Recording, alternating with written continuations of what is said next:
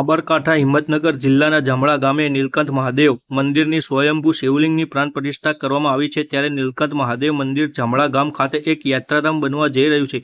ગામના અગ્રણી એવા જોશી અશોકકુમાર ઉર્ફે નામ હરિઓમથી ઓળખાય છે। મંદિર લગભગ 500 વર્ષ જૂનું છે। ગણેશજી, હનુમાનજી, નીલકંઠ મહાદેવ, શ્રી મહાકાળી માતાજી, શ્રી ગુરુ દત્તાત્રેય, શ્રી વિશ્વકર્મા દાદા, શ્રી અંબિકા માતાજી તેમજ વિષ્ણુ ભગવાનના 12 અવતારની મૂર્તિ, પરશુરામ અવતાર, રામ અવતાર, બલરામ અવતાર, બુદ્ધ અવતાર, કલ્કી અવતાર વગેરે મૂર્તિ સ્થાપના કરવામાં આવી છે। અમારી ઇન્ડિયા ટાઈમ ન્યૂઝ ચેનલને લાઇક, શેર અને સબસ્ક્રાઇબ કરો જેથી કરી અવનવા સમાચાર તમારી સાથે પહોંચી શકે। વીડિયો રિપોર્ટર જયनीत सुका। हरिओम। हर हर हर महादेव। श्री नीलकंठ महादेव जामड़ा मारू मूળ वतन, मारो जन्म जामड़ा गामनी अंदर थयेलो। नर्मदा शंकर मोहनलाल जोशी ना पुत्र, ज्येष्ठ पुत्र अशोक नर्मदा शंकर जोशी हूँ पोते उर्फे हरिओम तरीके हाल में मारा गुरुए नाम आपेलू है।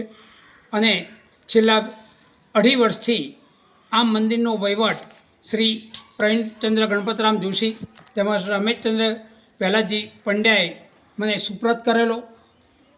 એ વખતે સૂચના આપેલી મેં મારા મનથી કે ભાઈ 1 વર્ષ સુધી કોઈ પણ જાતનો હિસાબ ના પૂછવો હોય, જે કરું એનું કંઈ કાર્યવાહી ન પૂછવી હોય તો મને વહીવટ આપો, નહીંતર તમારા ગામ પાસે આ વહીવટ રહેવા દેજો।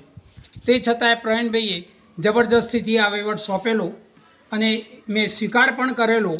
જેમણે આજ સુધી આપણને 1 વર્ષ સુધી કશું પૂછ્યું નહીં અને વહીવટ ચાલુ શરૂ કર્યો, જેમાં સૌથી પ્રથમ શ્રી રાજવીરસિંહ બાપુ તરફથી ધ્યાન દોરવામાં આવ્યું।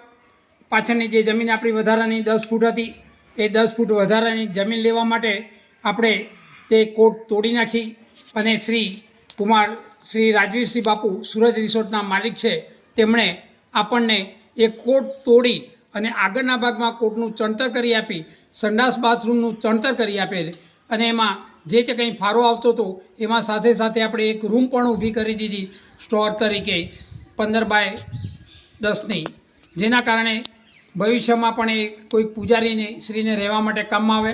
તેમાં રૂમમાં પણ આપણે એક રસોડું પણ બનાવ્યું। તે સાથે સાથે દરેક ગરુડ પુરાણ આટલા સુધીના જે આજે 76 વર્ષની ઉંમર મારી થઈ, જેમાં ગરુડ પુરાણમાં ક્લિયર કહેવામાં આવેલું છે કે જ્યારે મનુષ્ય મૃત્યુલોક પામે ત્યારે વિષ્ણુલોકમાં જાય છે અને વિષ્ણુ ભગવાન એનું કંઈક જે તે પાસું તૈયાર કરે છે, જેના કારણે શ્રી વિષ્ણુના 10 અવતાર જેવા કે પરશુરામ અવતાર, રામ અવતાર, બલરામ અવતાર, બુદ્ધ અવતાર, કલ્કી અવતાર, મત્સ્ય અવતાર, કૂર્મા અવતાર, વારાજી અવતાર, નરસિંહ અવતાર, વામન સ્વરૂપજી અવતાર, આપણે ટોટલી 10 અવતાર દેવતાઓના, તેમજ 11માં વિષ્ણુ ભગવાન, તેમજ મા કુળદેવી અંબિકા, તેમજ વિશ્વકર્મા કે જે ખરેખર આપણી આખી સૃષ્ટિના કલાકાર તરીકે જો ગણીએ તો વિશ્વકર્મા દાદા, ગુરુ દત્તાત્રેયનું મંદિર, તેમજ મહાકાળી માતાનું પણ મંદિર, તેમજ ત્યાં બાજુમાં નવા શ્રી ગણપતિ પણ આપણે બેસાડેલ છે।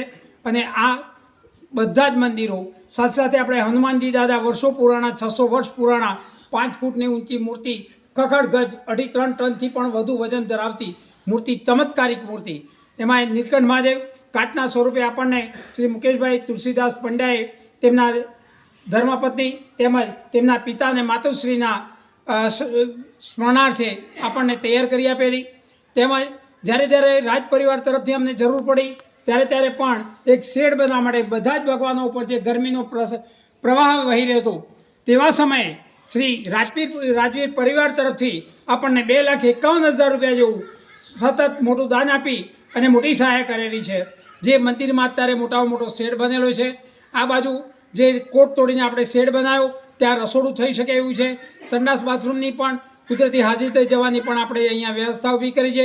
જે કોઈ દાતાઓ જે કંઈ દાન આપે છે તે 2,500 કરતાં વધુ દાનની રકમ હોય તો તેમનું નામ ગ્રેનાઇટ પથ્થર ઉપર સોનેરી અક્ષરથી લખવામાં નક્કી કરવામાં આવેલું છે અને એ પ્રમાણે આપણે દરેક દાતાઓની આવક પ્રમાણે એમના દાતાઓના નામ આપણે ચિત્રામણ કરીએ જ છીએ અને દાતાઓ જે જોઈને હરખાય છે।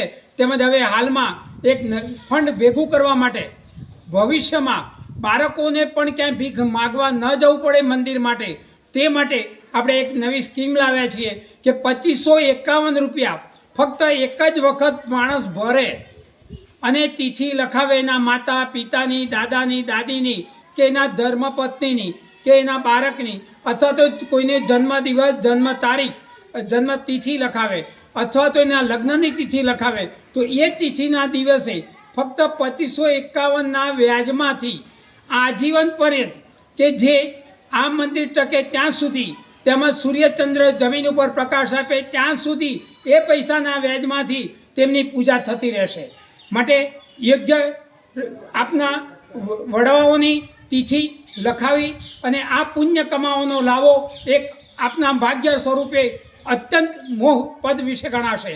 અને ભવિષ્યમાં આપના બાળકો કે એમના થનારા બાળકો જો અહીંયા આવીને દર્શન કરશે તો એ પણ ગર્વની વાત અનુભવશે કે મારા પિતાના પિતાના પિતાની તિથિ અહીંયા જામણા મંદિરમાં ઉજવાય છે. અસ્તુ. જય શ્રી કૃષ્ણ. હરિઓમ. હર હર મહાદેવ. બોલીએ શ્રી નીલકંઠેશ્વર મહાદેવ કી જય.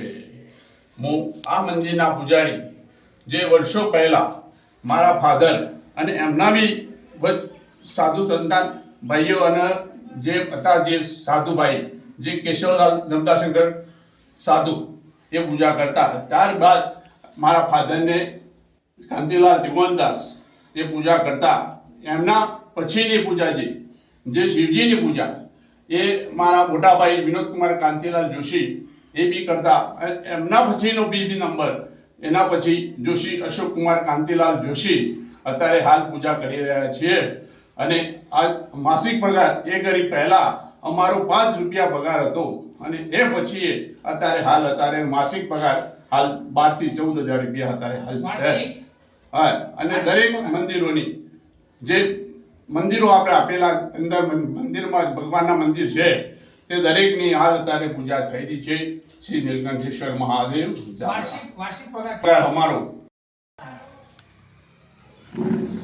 નમસ્કાર દર્શક મિત્રો, હું છું જયદીપ શુક્લા. આપ નિહાળી રહ્યા છો crime patrolling news India time news channel. તેને યુટ્યુબ ઉપર લાઇક કરો, શેર કરો અને સબસ્ક્રાઇબ કરો, જેથી કરી અવનવી માહિતી આપણી પાસે પહોંચી શકે.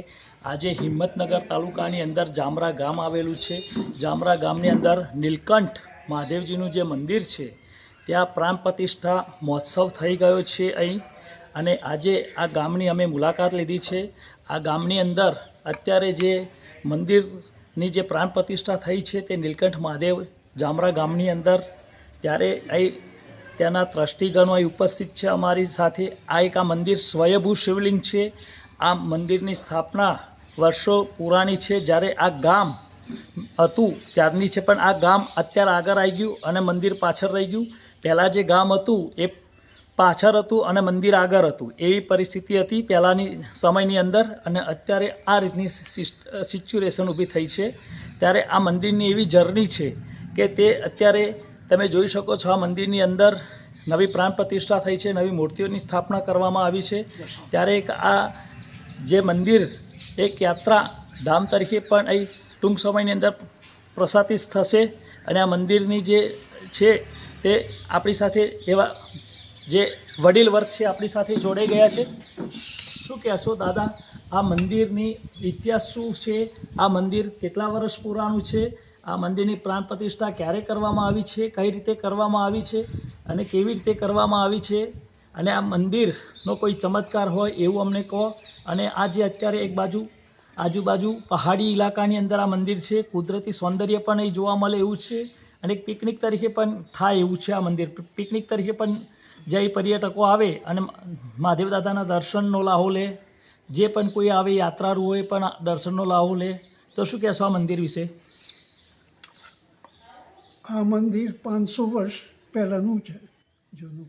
અને મારા ઉદ્દેશ બ્રાહ્મણોનું પૂજા પહેલાં કરાવતા અને પહેલાં આગળ હતું, પણ અત્યારે પાછળ ગામ આગળ જતું રહ્યું અને મંદિર પાછળ આવી ગયું. અને અમને રાજકુટુંબનો પણ સહકાર રહે છે. અને એમના બધા સહકારથી અને મહાદેવજીની કૃપાથી આટલું આગળ આવી ગયું છે. આજે એક સપના જેવું થઈ ગયું. એક ટાઈમે એવું હતું કે અહીંયા આગળ કોઈ જ આવે નહીં. અમારે કુટુંબના જયંતિભાઈ કરીને હતા, એ જ્યારે શિવરાત્રિ હોય ત્યારે પૂજા કરીને જતા રહે, પછી તો અહીંયા આગળ કોઈ દેખાય જ નહીં, એવી પરિસ્થિતિમાં હતું. આજે તો એક સપના જેવું થઈ ગયું કે મને રાજકુટુંબને અને ગામનો સહકારના લીધે લીધા. અને અમારા અશોકભાઈ એમને પ્રેરણા થઈ મહાદેવજીની, તે એમને એક ટાઈમે અહીં શિવજીની અંદર મહાદેવજીની અહીંથી ગામ છોડીને ગયા, અમારા ગામના જ છે, ગામ છોડીને ગયા ત્યારે મહાદેવજી પાસે આવેલા અને મહાદેવજીને તિનેત્ર એમને ચડાવેલું અને એ વખતે એટલે મહાદેવજી જ એમને ખેંચી લાવ્યા અને અહીં એમને સહકાર અત્યારે રાત જ્યારે બોલાવીએ ત્યારે આવે અને એની મેરે એમ વિકાસમાં એમનો ફાળો બહુ મોટો છે અને હજી એમને બસ એક જ ભાવના કે નીલકંઠ મહાદેવનું કેમ કરીને આગળ લાવું. આજે બહુ સારી રીતે મહાદેવજીની કૃપાથી થઈ ગયું છે મંદિર અને બધી જ વ્યવસ્થિત કરી દીધો, પણ એ બધામાં સહકાર એમનો અને અત્યારે તો વિકાસ સારો થઈ રહ્યો છે, બારે વ્યવસ્થિત થઈ ગયું છે. બસ એટલું કહીને